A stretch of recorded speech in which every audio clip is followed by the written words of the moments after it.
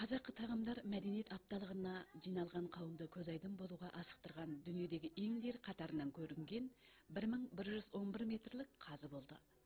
Жарқын мал шаруашылық өнімдері кооперативінің жауаптысы Жарқын Бармағұлының жетекшілігінде әзірленген осынау ұлттық кәделі тағам түрі 1111 метрлік қазына аудару кезінде Төргүлжін ауданындағы сапа тексеру, денсаулық сақтау, куәландыру орындары тығыз сәйкесіп, бір ниетпен жақсылыққа асықты. Аталған қазыны жабылып жүріп 9 күнде аударып болыпты.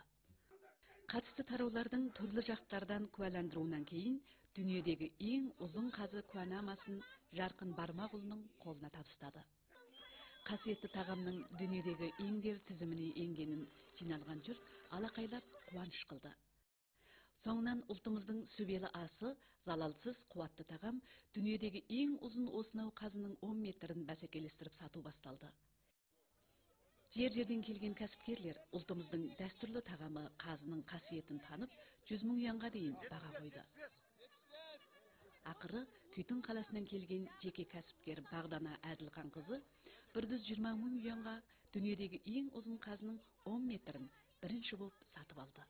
Бүгін енді 10 метрлік қазыны 120 мың юандық жоғары бағамен сатып алдым. Енді осыны қазын сатып алудағы мақсатым біріншіден өзіміздің ұлттық тағамдарды дүниеге таныту.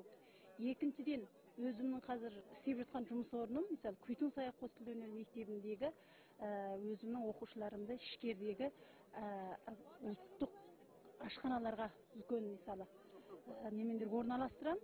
Біздің ұлтымыздың